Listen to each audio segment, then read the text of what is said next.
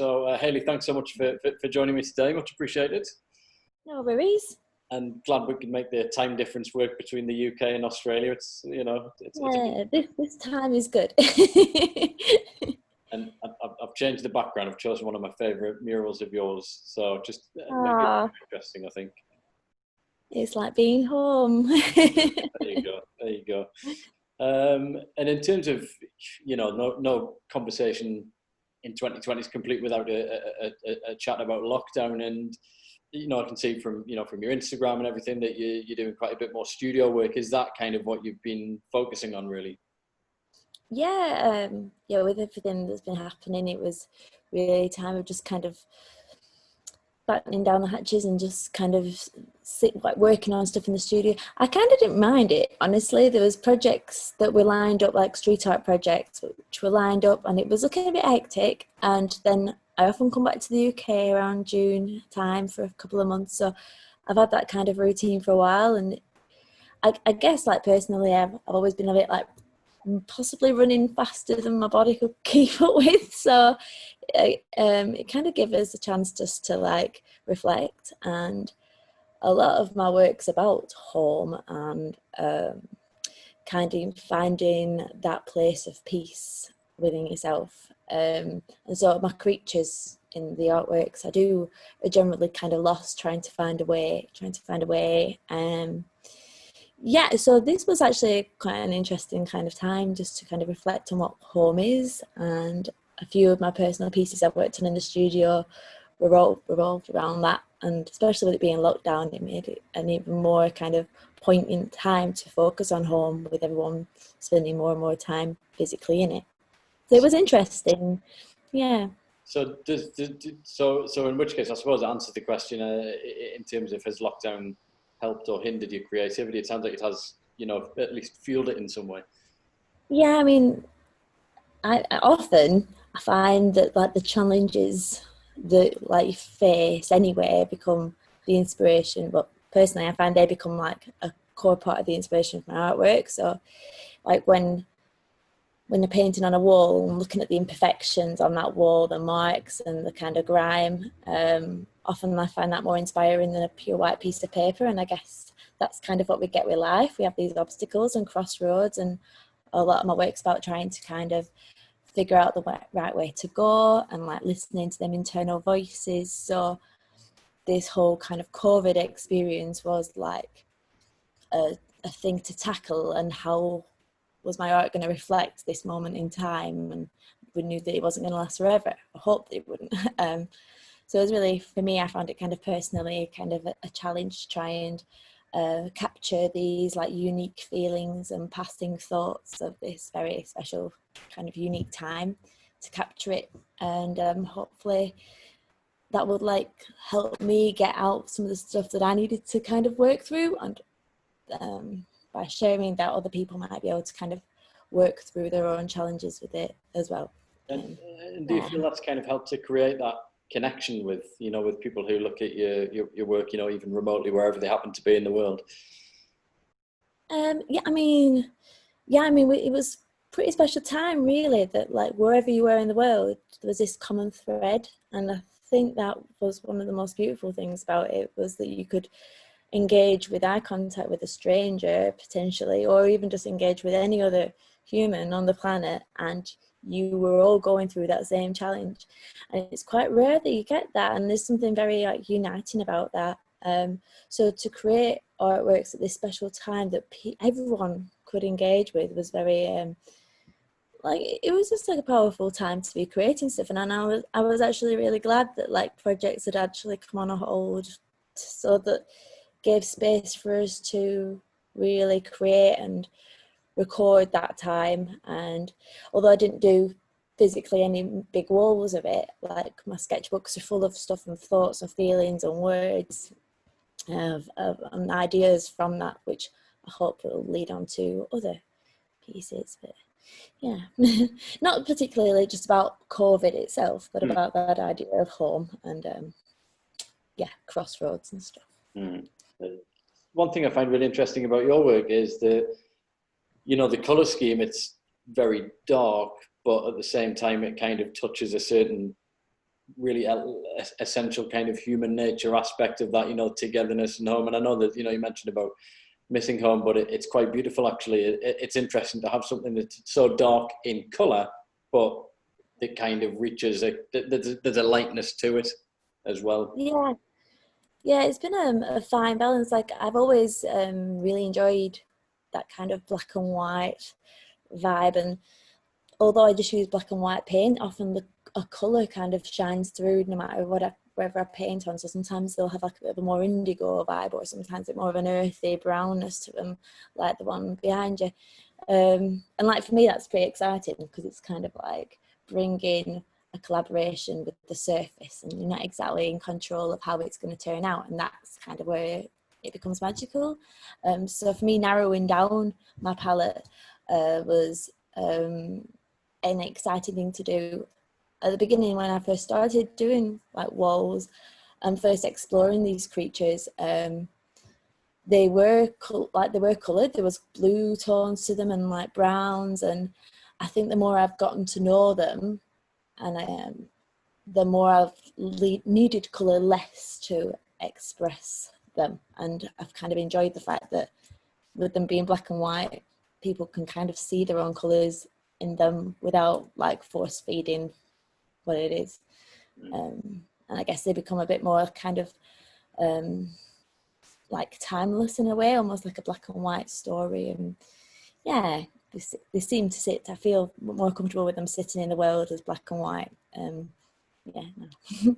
And there's something of the, you know, I suppose the image behind almost the, what's the children's story with the, you know, they're in the little boat, the pea and the, what is it? Oh, the Owl and the Pussycat thing, or like, yeah.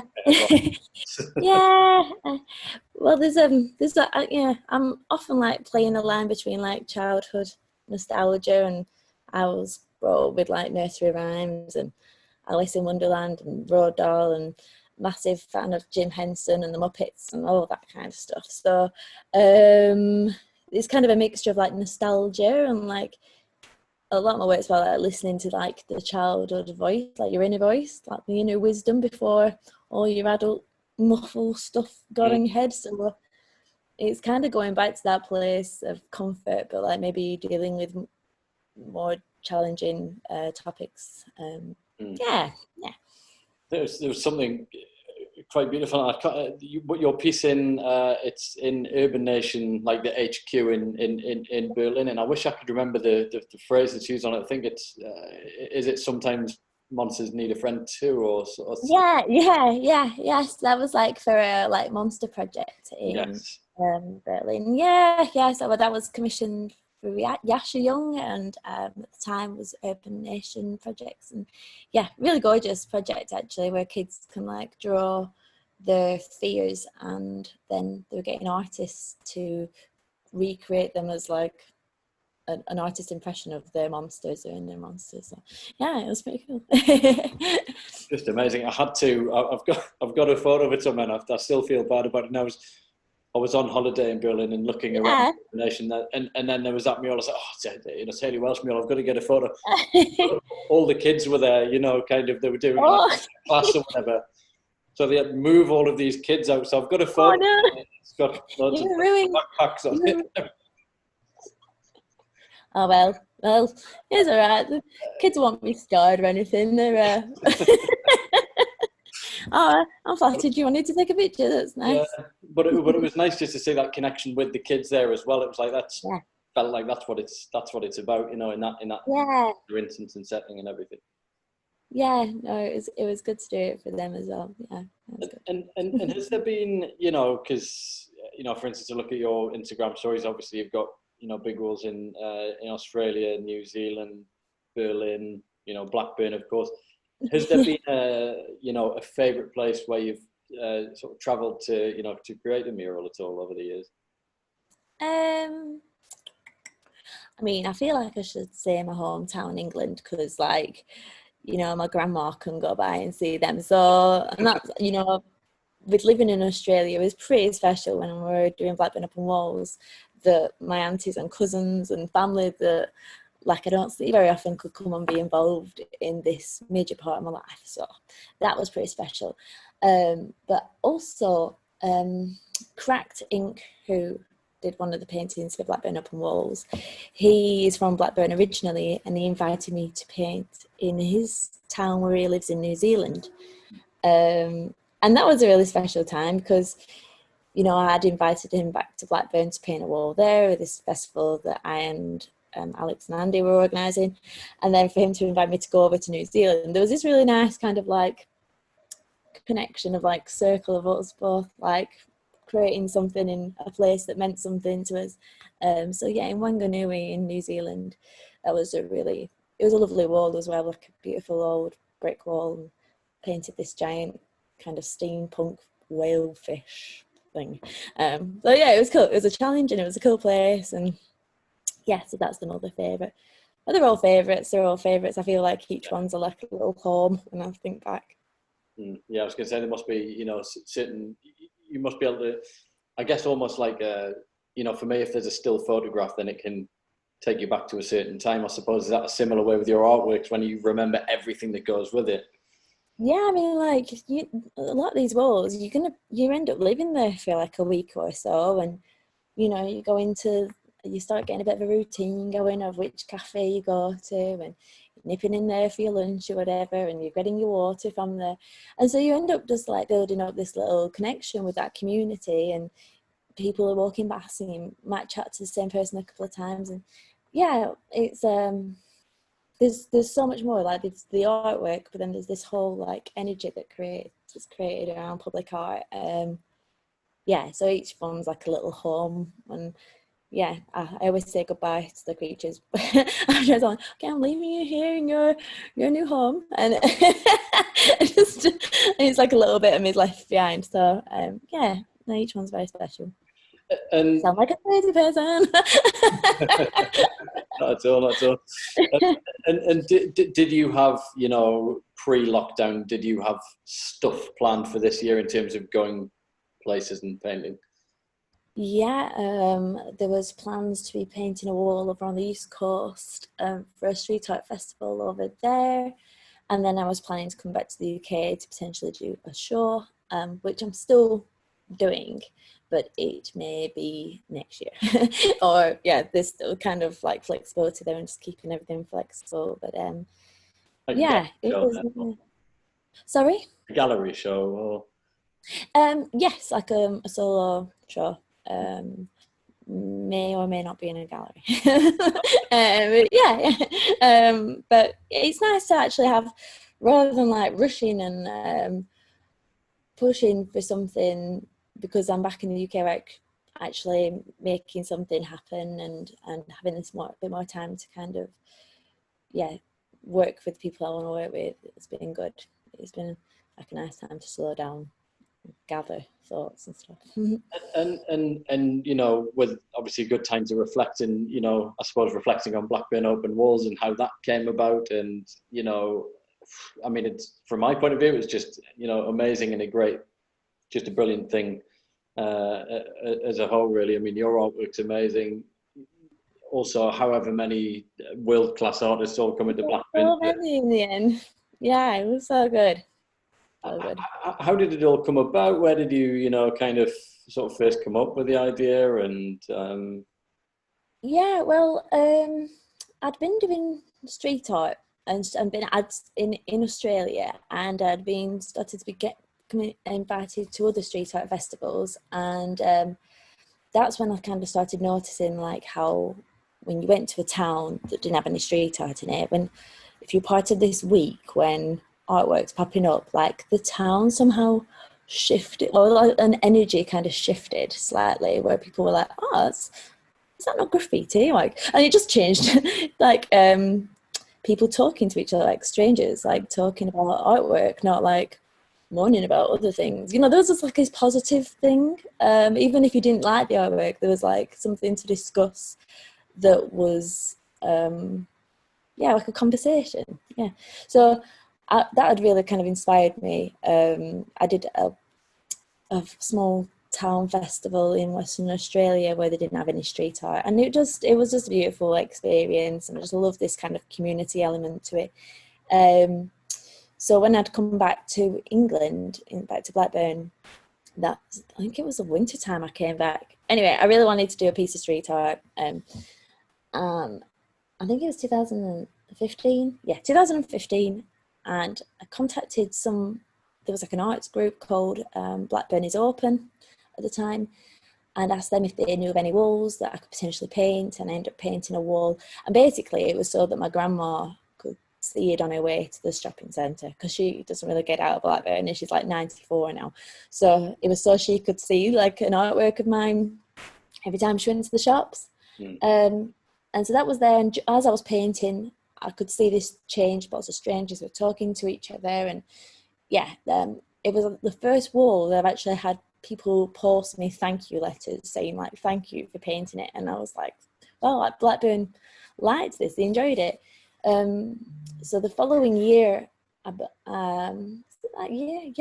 wall got taken down, like it was like demolished, this wall.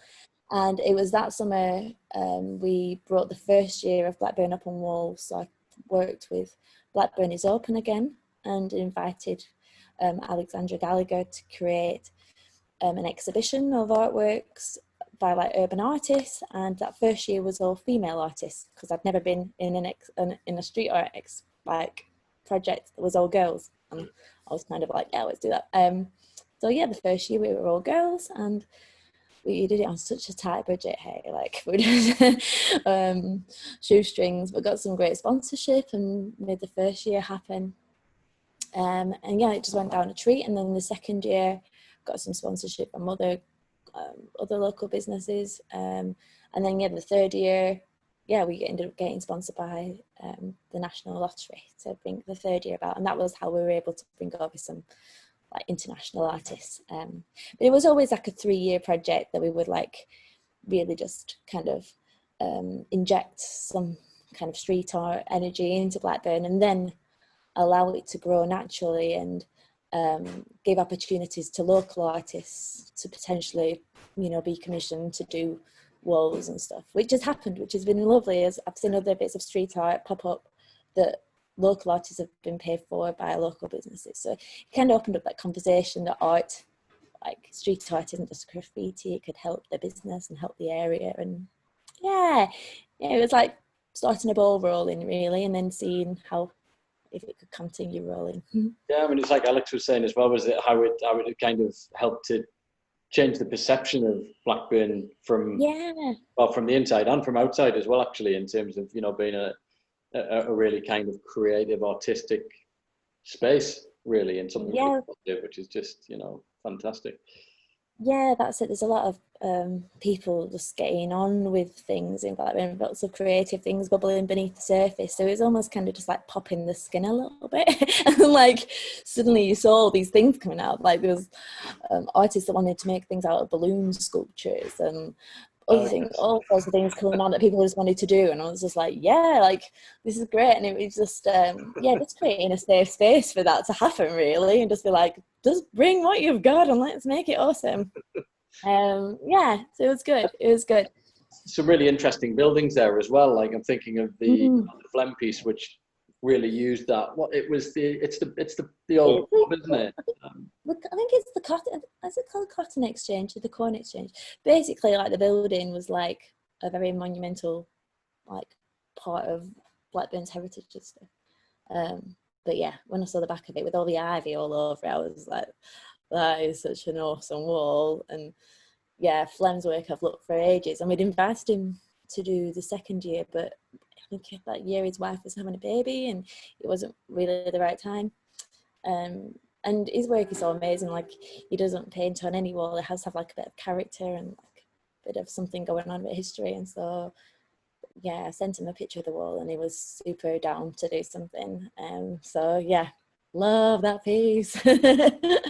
What I loved as well was the two women who run the tea rooms, which is in the building, and they would just be popping out, bringing out sandwiches and all this kind of stuff, and actually just loving the street art. And it would be like if you took a photo of two people and said, are these two people in the street art? You probably say, no, probably not. No. But Yeah, it just completely turned it on its head, you know.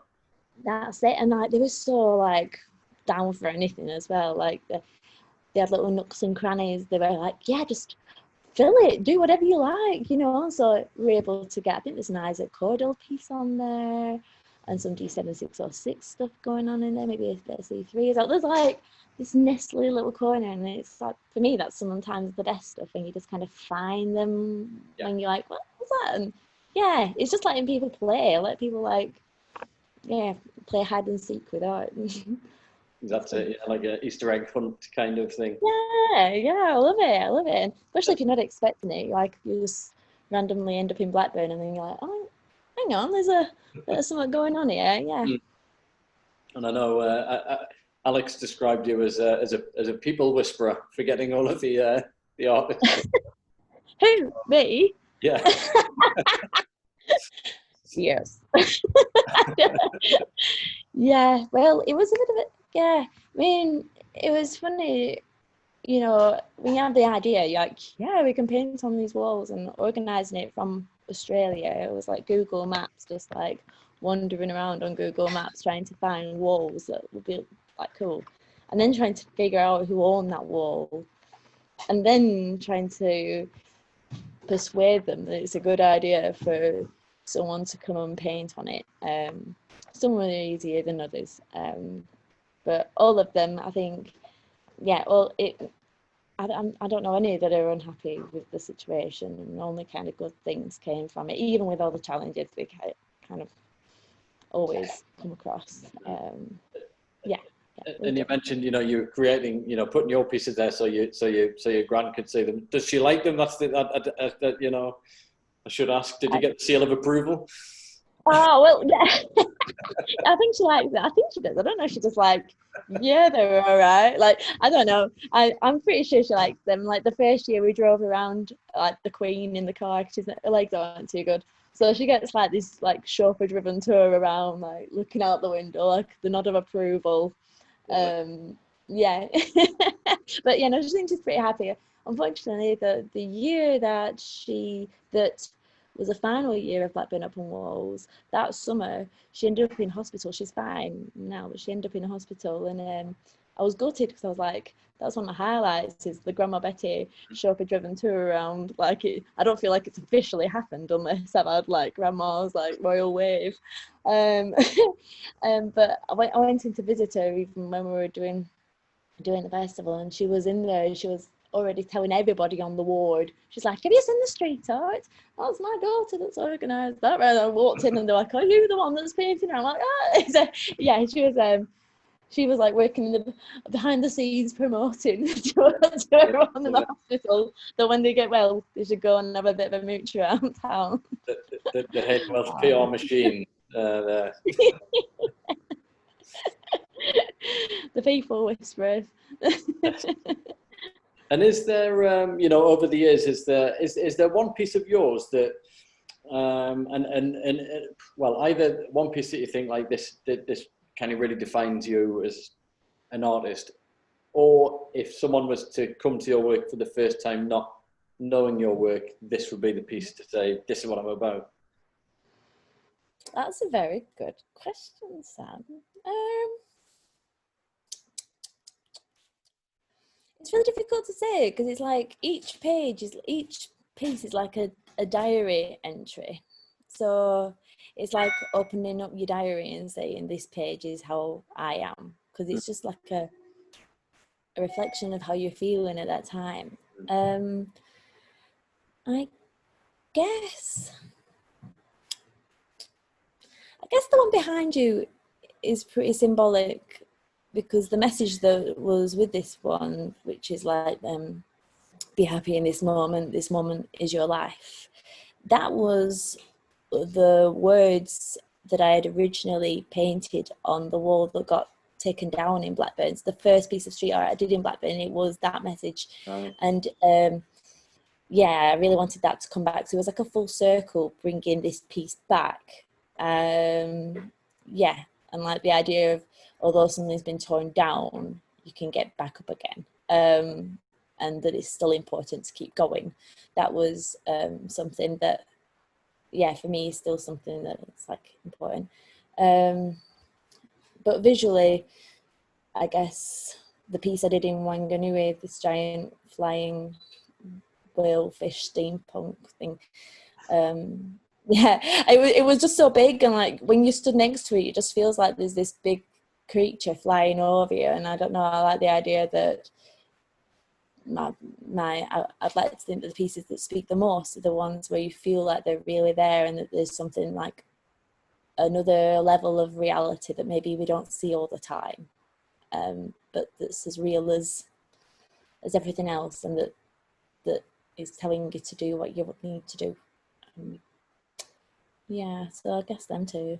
But maybe I'm just like remembering the last thing I saw on my phone. I don't know. There's so many. It's difficult. It's a very good answer, but I'm just gonna try a quick fire round now, right? Quick. All right. Fire. Yeah. Brace yourself.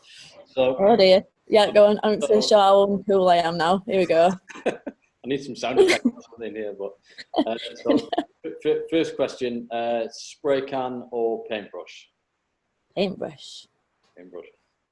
Wall or canvas? Wall. At home or abroad? Oh, they're both.